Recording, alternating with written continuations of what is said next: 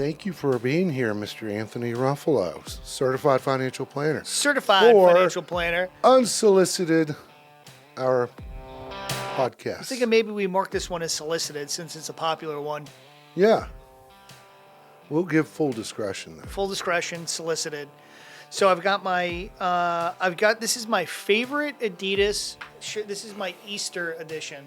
I found this about 15 years ago at the Adidas You look store like one of those eggs that the kids color. in Chicago. I bought this in Chicago when I was visiting a friend. I found it in the Adidas store in Chicago. Good for This is you. This is the crown jewel of the collection. You're This is very my brave. absolute favorite. I typically wear it on Easter. Well, it matches you because you're very colorful. I love it.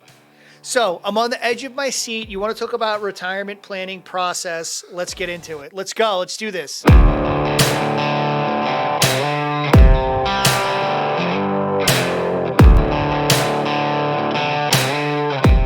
The retirement planning process is the way I see it. By the way, How do you see it? my name is Keith Wilson, financial advisor. I didn't introduce myself.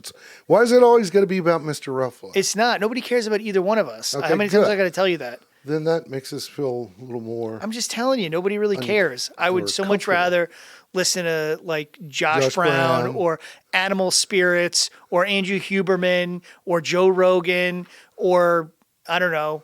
Actually, there was another good podcast I listened to the other day. The guys from The Big Short from Morgan Stanley. Somebody sent it to me as the markets were tanking, and I was listening to them. Anyway, so what do you want to talk about?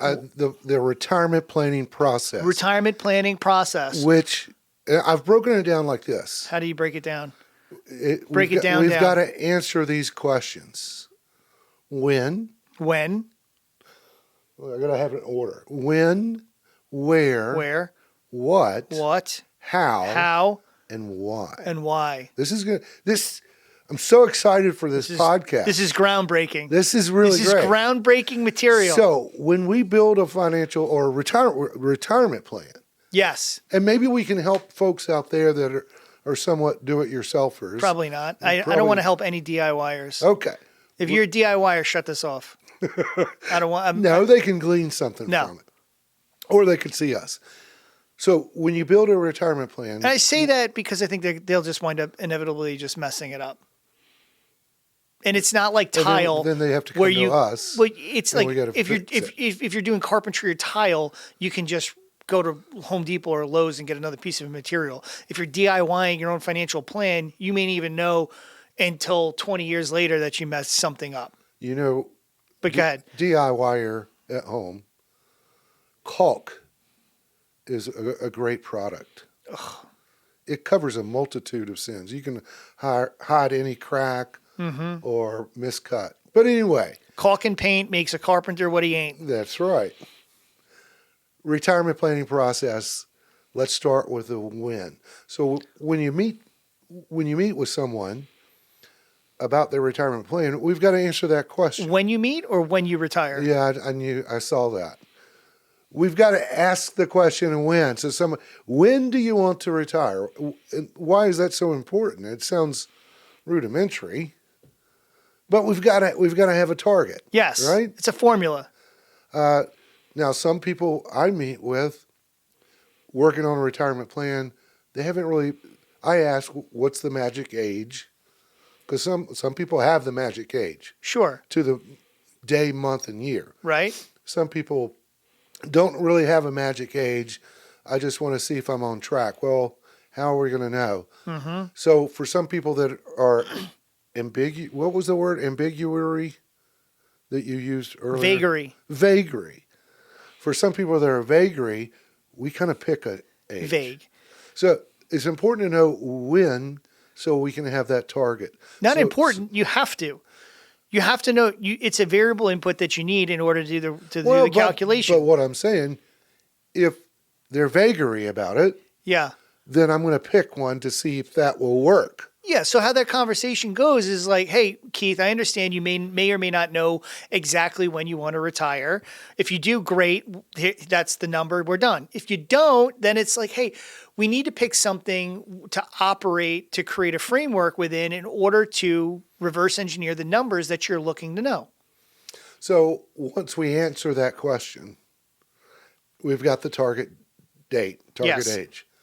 Now the next question to ask in the process, Is where? where? As in, Like North Carolina, no, Florida? that's not what, no. No? No. Oh. Where? Pray tell. Young grasshopper, listen to me. Where are you now? Oh. Okay, we know when. You want to retire at 63. You mean and where you're- financially are Where you? financially are you now? Where are you? And then they'll pull out, then we take inventory. Yes. All right, this is, and sometimes it's vagary when people say, well, I've got $1 million. I figure that's enough. Or Where is it? Or the opposite is when sometimes I'll ask somebody, how much do you need to retire? Like just recently, I was with somebody and they said 10 million. I said, great. How did you arrive at that number? And it was kind of like, I'm not sure. Well, what kind of income do you need in retirement? Well, yeah, And then you can't answer. And then we start there. but we gotta find where? out, where are you now? Your CFC, Not your on- current financial condition. What's your CFC? Not only how much have you saved in your 401k, where are you now with your debt? Where are you now with your estate planning documents? Essentially, what does your financial picture look like? Then we drill down even more. All right, I've got $1 million saved. Where is it? Where is it located? We're not talking about how it's invested and things like that. It's important to know, is this all 401k money? Is it all brokerage account? Is it all Roth? Because then we may have to do some tax allocations. Some asset location is almost more important than asset allocation. Yeah. So once we have that picture, then we can plug that in to the plan. Because when it comes time to unwind this thing, we have to be very careful where we are pulling it from. And I would say it's also important to know where did the money come from? Correct. Did it come from? Could it be an inheritance? Could it have been a settlement of some sort? Or did you save it starting at age 21 years old and you build it up over the last 25 or 30? Again, Where did it come that from? comes from the tax planning is where you're getting at. Yeah. Where is it? Where are you now? Take inventory, not only your investments, your debt, everything else. Now, okay, we've got it. All right, now we got to ask the question, what? What? What? Whiskey. Cool. Say whip. Say cool. Say cool. Cool. Cool. Say whip. Whip. Now say cool whip. Cool whip. Cool whip. Why are you doing that thing with the H? Cool whip. What do you mean? It's a Family Guy. So we got to say, Cool whip. Whip. what? What? What do you want What to do you want? What do you want to do in retirement? Because you got to, what do you want to do? Because we got a plan for that. Some people are very specific. I want to take 4 trips overseas a year. Okay, what does that look like going forward? Does that mean every year? For 10 years? Have you ever priced it out? And sometimes we will price it out. Right. In other words, what do you envision retirement to be? What do you see? What do you see in that crystal ball? And some people are clear. Some people, I want to play golf 2 or 3 times a week. Does that look like going forward? Do you find more people know or don't know what it looks like?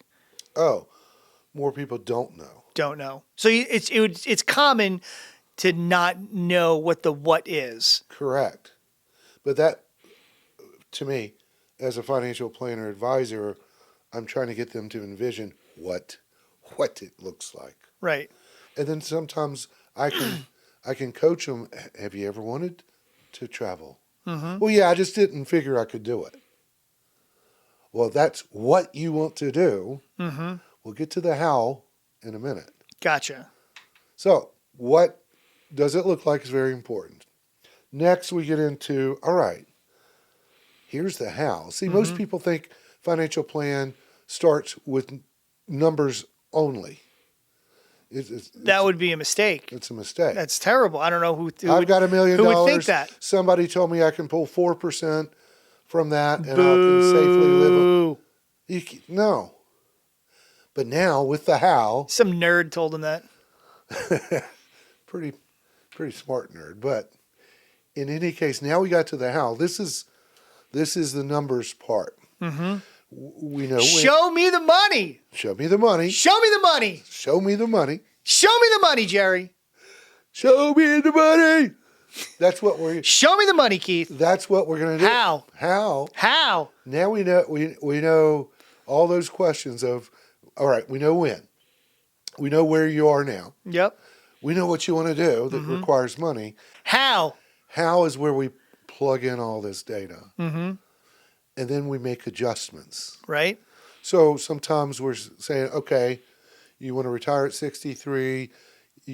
This is where you are now. This is what you want to do. How are we going to make this happen? How are we going to create the income? Well, we either got to save more or we got to do some Roth conversions maybe. Yep. Maybe you're out of whack and you've got a tax bomb hitting you. That's where, I don't know, the sexy part and all the numbers, cash flows, debt reduction plan, all of that. And sometimes we say, you want this based on what you're doing right now. How is it going to work? It's not. But how we can make it work is another story. It's where the action comes in. And sometimes they don't like to hear that. So that's why a retirement plan is either going to give you reality or it's going to give you confidence. Right. And then we have to compromise. If you wanted this, you might have to work 2 years longer. Or if you wanted this income at this age, maybe we need to reduce the income. Which is more important? To retire earlier and have the lower your income standards, or to retire later and have those income standards? Well, I would just say, Keith, make me more money. Increase my rate of return. Oh, I Increase didn't think of that. Increase my rate of return so I don't have to compromise anything. And how do we do that? That's your job. You're the financial advisor. No, now I'm asking you as a finance. How do you make them more money? No, I'm being devil's advocate. I'm being know you a are. client's advocate. I don't have the answer to that question. Well, you just We have to- just do something magically how in the stock market, right? Yeah. You just make me more money. Sure, no problem. That's it. No, the how part is how we also invest based on that time horizon and based on when we're going to pull the money out and where it's going to come from. You got it. Because, there's- Optimize the planning of how is also, hey, as we get closer to landing this plane, we need to set aside a few years of income that you'll need in cash. Yep. To avoid sequence of returns risk if you retire in a bad year. Time segmented planning. So those are all the how numbers. You got to answer those questions first before you get to the how. Now, the last one, and we'll wrap this up. Yep. Mr. Easter Bunny. Love it. This is my favorite Adidas. It looks so... It's beautiful. I wear it every Easter. Okay, good. Now we get to the why, which is a silly Why? question. I ask my clients this. Because at I'm the end. tired of working for the man. So I ask the client, why do you want to retire? Sounds silly. And most of the time, No. because I don't want to work. I'm ready. I'm 60 years old. I think I want to retire. And what I'm trying to get them to think of and prepare them of the why is to be ready emotionally for retirement. So, Right. for example, a couple examples. If I ask that question, why? Why do you want to retire? Well, they've got new management and I can't stand them. I don't like their management style, or the company's merging with somebody else. I hate my boss. They're making me work too long. What that tells me is you're retiring from something. You're not. We want you to retire to something. We want you to That's a look good point. forward to I want to retire because, man, I've always wanted to, I'll have more time to do the things that I enjoy, this, and this, and this. So if you're retiring from something, my advice would be, hey, why don't you ease into retirement? Mm-hmm. And maybe get away from that toxic atmosphere, and maybe you know it's not an on-off switch. Maybe we semi-retire. Yeah. If And I'd say I think that the toxicity level declines when you know you can retire. Yes. So I've seen that light bulb go off when you have a plan in place and you're like, hey, you know, like you have everything mapped out, and you say, I can pull the trigger. I could be done right now and tell all these people to beat it and never come back to this place ever again. And all of a sudden now it's not as toxic because you don't feel like you're stuck. So, you know, stress comes from being in an environment that is out where everything's outside of your control. When you have no control over your environment, you feel stress. When you're in an environment and you don't really care what's going on because you know you could walk out at any time, suddenly the stress Level is goes down. gone. It's gone. Have you heard? You've heard of the FIRE movement? Yeah. Financially independent, retire early. Where these 20-year-olds, Yeah, until 30-year-olds children come Yeah. along, and their children are fire extinguishers. You can't fire with children. This is ridiculous. What? Yeah.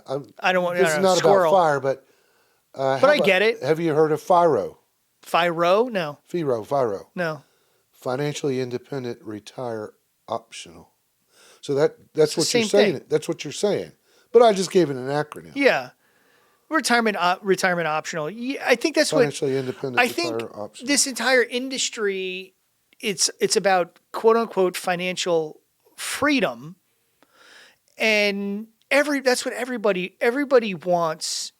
The ability to just stand on their own 2 feet without having to report somewhere for a paycheck. I think that's what it all comes down to, and that is a stress reliever. Now, whether that actually happens or not goes back to why are you retiring?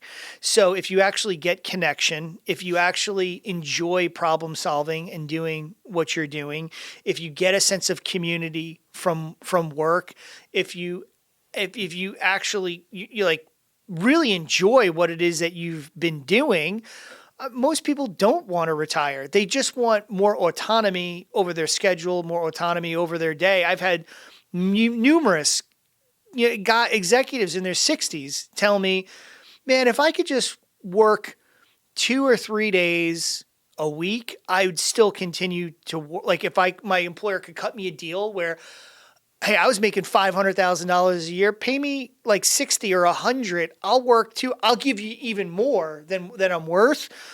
But I still want to have some contribution. I still want to work a little bit. I don't want to be completely disconnected. Don't necessarily need the money, but I would like the compensation. They'd take that deal all day long. All day long they take that deal because they don't want to just completely disconnect because there is some level of enjoyment, but they just want to alleviate like a little bit more free time. But not 7 days a week. Right. That's what that's my experience. That's what I've seen. Yep. So the other, the why, we want to make sure you're not retiring from something, but to something. Yeah. Now, on the other hand. I love that. It's great. Now, on the other hand, you have different fingers. Mm-hmm. What stupid analogy. Well, go ahead. No, on the other hand, I thought that was pretty funny. On the other hand, some people, no, I really enjoyed the work. I'm ready to go to the next stage of retirement. I'm looking forward to doing this and that and the other. Yeah. That's good. And sometimes they're specific, the 2-3 trips a year. And then I've got to prepare them emotionally. Well, that might be 2 or 3 months out of the year. Mm-hmm. What are you doing with the rest of your time?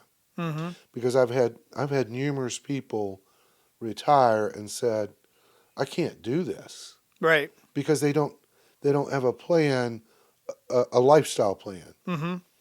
And do you know, I don't know the actual statistic, but the average retired person does watch TV far more than the non-retired person. Oh, sure. I mean, we're talking hours. Yeah. Nothing wrong with that. I watch a lot of TV myself, but we want you to enjoy. We want you to be ready emotionally. Mm-hmm. Another thing is be prepared of the loss of identity. You might have had this culture, maybe you were an engineer, you were a therapist, or whatever you did. What do you call yourself now? It gets in your mind.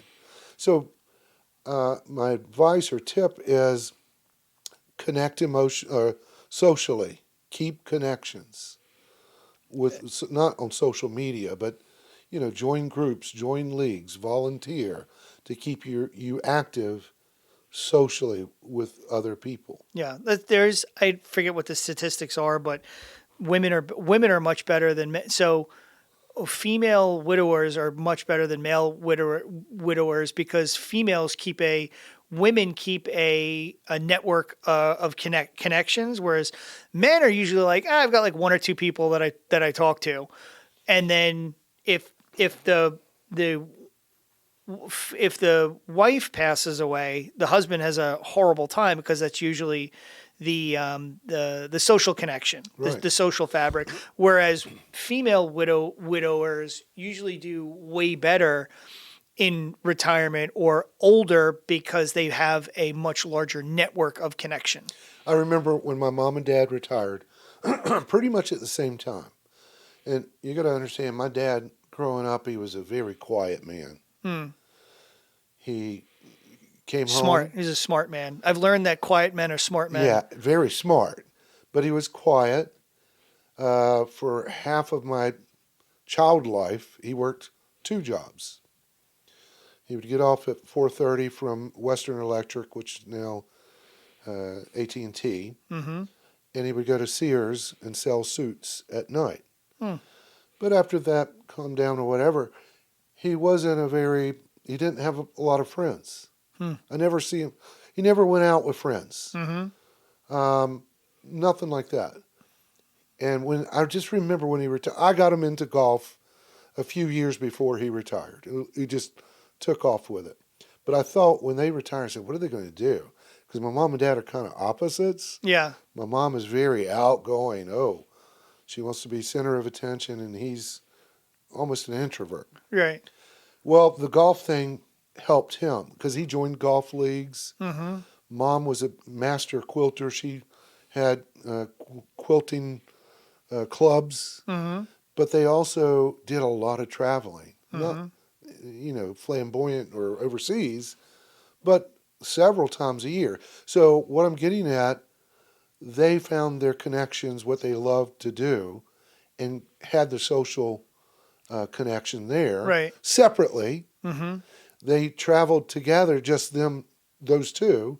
They also invited friends every once in a while to travel with them. So, I was just talking with my mom, because my dad passed away a few years ago, and she was reflecting on their life together.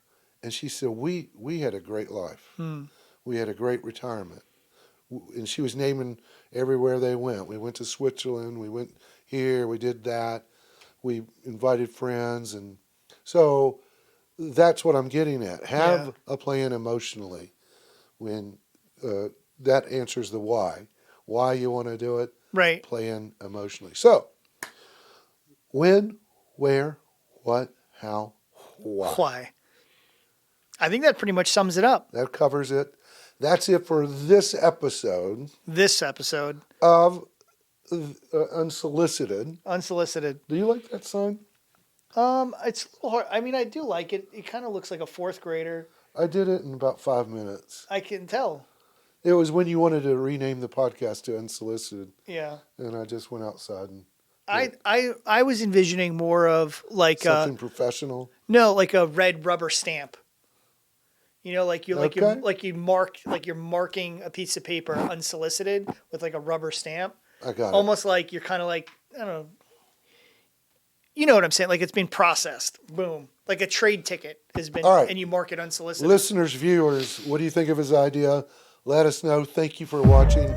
Hopefully you got value from this. Probably not. If you did, consider subscribe, follow, like, all that wonderful stuff. Listening to the podcast, Apple, Spotify. You can check out the video version on Ruffalo's channel. What is it? Ruffalo Wealth Management? No, it's just Anthony Ruffalo. Anthony Ruffalo. Mine's just Keith Wilson. Keith Wilson. That financial guy. Until Boom. then, I hope we answered your questions. How about that? Nice. Good job, buddy. Good to see you. Let's go eat. All right. Hard work really does come and pay off. Every day working, we don't really need no days off. It was a struggle, but thank God that we stand tall. Now we pulling up, looking strong like we gonna brawl. They be lucky if they standing on 10 toes. They don't know how we roll, but they gonna know.